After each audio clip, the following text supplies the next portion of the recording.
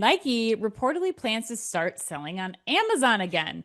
According to Chain Storage, following a 6-year hiatus, Nike will once again sell its products directly on Amazon. In late 2019, Nike ended a pilot it launched in 2017 to sell merchandise directly to Amazon as it focused on selling more directly to consumers on its own website and stores. A Nike spokesperson confirmed to CNBC that it will resume selling goods via Amazon in the US as part of a broader digital commerce effort. The spokesperson said in the statement, quote, "This includes expanding to new digital accounts, including Amazon in the US, new physical partners like Printemps, elevating retail experiences across the marketplace, and launching Nike's AI-powered conversational search to improve our online services," end quote. In addition, Amazon confirmed via an email to CNBC that it will start sourcing a, quote, "much wider range of Nike products," end quote, for US shoppers. And as part of the relaunch, Amazon, as reported by WWD, has also told select third-party merchants that they can no longer sell certain Nike items on Amazon starting July 19th. Chris, a lot in Nike's digital plan here.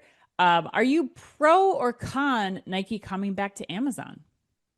Oh, and resolutely hate this move. Yeah. I don't like it at all. And Okay. I'm curious if you feel the same way. Yeah. Tell us more. Particularly after our discussion on Saks Fifth Avenue a couple weeks ago. Because I think Nike's a brand that should stand on its own. And all these talks of the new partnerships with Urban Outfitters, to me, they're just silly. They're just marketing vehicles to try to enliven the brand, and they're just a waste of time because they're not going to add any discernible real revenue to the top line. And they're just a lot of effort. So I think when I step back and look at this from 30,000 feet, I think the previous regime had the right strategy, which is create a more direct one-to-one relationship with your consumers, which is what omnichannel retailing is all about. But it just seemingly didn't have the right execution. So going on Amazon just makes Nike like everything else on Amazon. And the other part about this, which you alluded to in previous headlines today, was you lose the first party data relationship with your customer too. And so I don't know why you would do that in any way, shape, or form. So to me, this move is emblematic of a company that finds itself in a really tough spot. The Jordan brand is clearly post peak now at this point. I mean, Jordan's got to be, in his 60s now, if I'm not mistaken. They've had trouble making their marking athleisure. They haven't been able to crack the code on that. They've also been losing ground in running. So going on Amazon, it may be a boost to short-term sales, but in the long term, it's a losing proposition to companies like Lululemon and On Running, who are going to keep that one-to-one relationship with their customers. They're going to hold it dear, and they're going to hold it close to their heart because they understand that's what makes them special. And Nike going on Amazon is no longer special to me. Yeah, I actually agree completely. I feel like this is a very short-sighted approach, and in my mind, really moves Nike to more of a utility purchase than a lifestyle purchase. Like it used to be a cachet thing that like you'd have, these limited edition drops and stuff. But if you're able to get this product in mass, it loses its uniqueness, and I think it also damages brand equity that they've built with JD Sports or DSG and Foot Locker, like we talked about last week. Like, what unique product are they really going to have when the majority of consumers are going to be like, but I can get these similar Nikes on Amazon for, this price and get them delivered in an hour or whatever it is.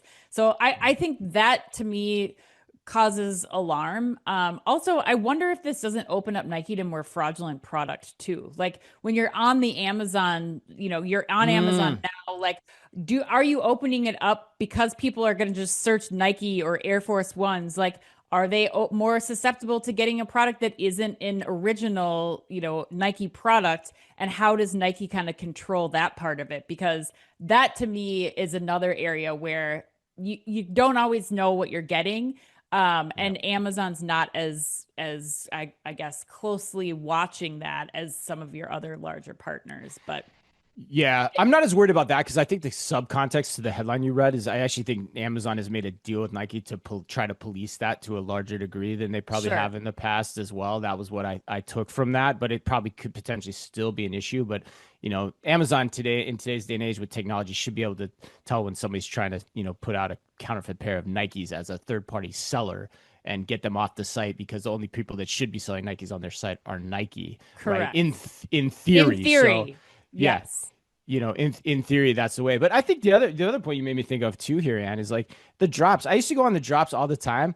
I've stopped looking at it because the product sucks. Yeah. It's not interesting. It's just really lame, and they got to re-enliven their product strategy too. To your point, like how are you going to re-enliven your product strategy, and then how are you going to decide who gets what product? And going on Amazon just makes that such a complicated effort.